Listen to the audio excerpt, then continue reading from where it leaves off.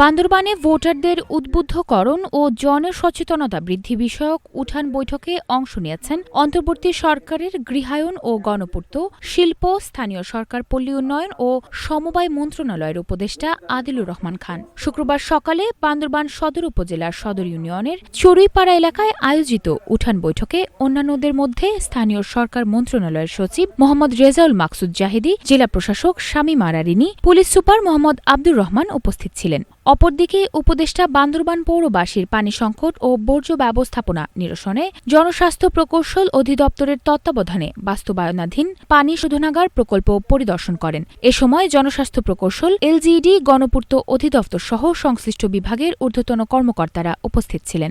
গণভোটে জুলাই সনদের পক্ষে যেন হাঁ ভোট আসে, সেজন্য সবাইকে আহ্বান জানাচ্ছি যেন কখনোই আর ফ্যাসিবাদ, পতিত স্বৈরাচার ফ্যাসিবাদ কখনোই ফেরত না আসে বাংলাদেশে। ষড়যন্ত্র যারা করছে তারা মূলত পালিয়ে যাওয়া লোকরা এবং তাদের সঙ্গের দুর্বৃত্তরা করছে।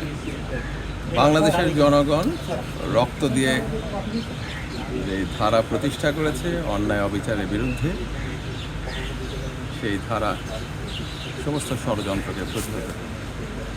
বাংলাদেশের জনগণ 12ই ফেব্রুয়ারি গণভোটের পক্ষে অবস্থান নিয়ে এবং তাদের পছন্দের জনপ্রতিনিধি নির্বাচন করে বাংলাদেশের ভবিষ্যৎ নির্ধারণ করে। আপনাদের শুধু পাহাড়ে না, সারা বাংলাদেশেই ডেভেলপমেন্টের নামে যে ব্যাপক দুর্নীতি হয়েছে, লুটপাট হয়েছে, তা গণঅভ্যুত্থানের পরে গণঅভ্যুত্থানের সরকার উদ্যোগ নিয়েছে বন্ধ করার এবং কাজগুলি এগিয়ে নিয়ে যাওয়ার।